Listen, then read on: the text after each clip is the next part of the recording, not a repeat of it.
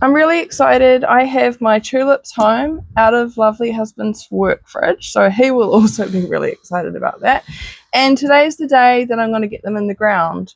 So for reference, it's winter here in New Zealand. I live in rural Te Puke, the Western Bay of Plenty. It's hard to believe it's winter, but it is quite cool. And it's June the 17th. So I have got 3 different varieties of tulips that I'm growing this year. The first one is a Darwin type tulip, and these are the traditional kind of goblet shaped tulips that you think of what a tulip would be like. So just a goblet like style, very traditional and simple but classic.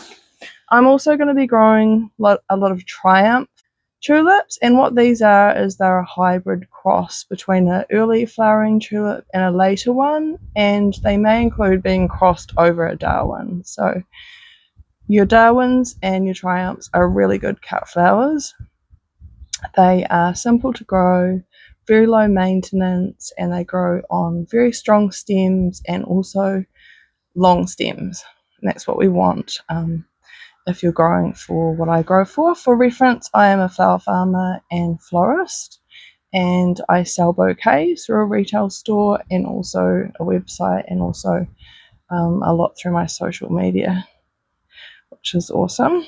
So both the Darwins and the Triumphs come in a lot of different colours, particularly the Triumphs because they are a hybrid cross and they have been crossed for years and lots of breeding has gone into them. They do come in the most beautiful colours, and yeah, I'm pretty excited for what I'm growing this season.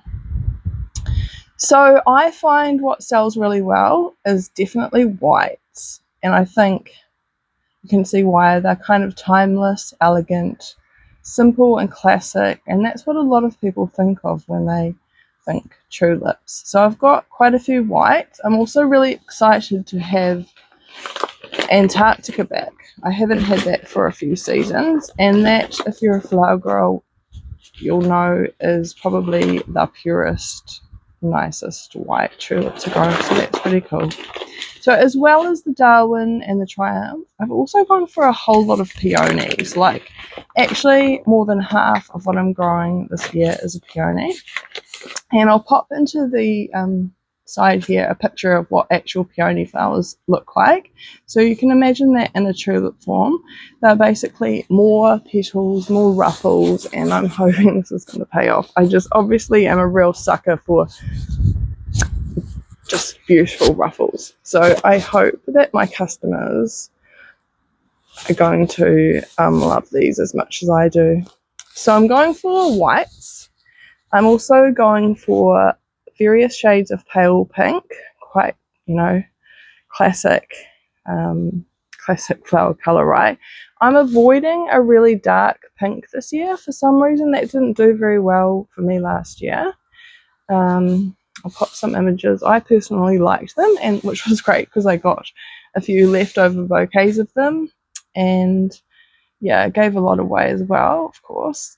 But yeah, people weren't really into those sort of bolder, brighter colours last year. I'm not sure why, but I gave them a miss. And so I've gone for more pastel, lighter pinks, various shades, and also I've gone for orange. I personally love orange, and although I'm growing mostly for other people as well as my enjoyment, I find it easier to grow colours that I gravitate to and love, and then it's easier for me to work with and put them together into a bouquet, and things just come together a bit more naturally. I've grown sort of colours like burgundy, mahogany, deeper kind of colours like that, and although I still do grow some like that, I find them harder to use and they tend to just sit in the field. So yeah, I've gone for a few oranges. Again, I'll put some images up on the screen from last year, and yeah, I think they're beautiful. And also, orange paired with a pale pink is just heaven. If you know, you know. I'll see if I can find an image of that combination that I've used together. Even if it's not tulips, I tend to use, yeah, that combination. I guess I'm not really like an on-trend kind of florist, although I do sometimes just happen to accidentally be on trend. But yeah, I find that you have to love what you're working with. But yeah, I find that you have to sort of love what you're growing and working with. It just makes everything come together a little bit more easily in the end. Another thing that came to mind that I wanted to say was that in the image where I had my tulips in husband's fridge in a box, I did actually come along behind him where he put them in that fridge for me in the box and take them out of the box and just leave them in the fridge in individual packets, just for reference in case you're going to follow along next year. And I do this so that you can get a bit more airflow around and they're not going to be moldy, go moldy in the packet, that sort of thing. So yeah, these are all looking amazing. Absolutely cannot wait to get these into the ground. So good, so healthy looking.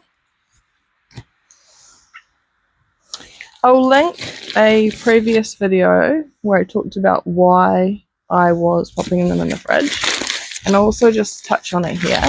It's because tulips are a really cold loving flower, and so in New Zealand it isn't quite cold enough. We don't get extended long enough, cold enough winters for them to really develop nice long stems, and in floristry particularly we really need long stems to be able to incorporate these flowers into our work. So you'd want to be looking for at least a minimum of 30 centimeters at the very least to be able to work with. Generally, 40 would be the minimum that I would like for a stem length. Any shorter, you may be able to use them in other ways. For example, I found these floral bags really great. I'll pop some images. They were good, a good way of utilizing shorter stemmed flowers, and I always just make these anyway because everyone loves them for the cuteness factor. But yes, that is why we pop them in the fridge, because we're tricking the tulip into thinking that it's in a real winter dormant stage, and it tricks them so that when they're planted out they'll grow really long stems that they wouldn't if we just got them from wherever we're purchasing them from. Didn't do that, didn't chill them, pop them in the ground, they'll come out really short because they need that long winter dormant stage to produce the long strong stems.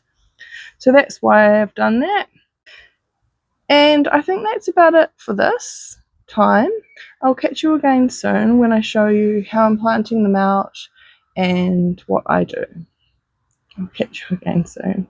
Thanks for watching. Bye.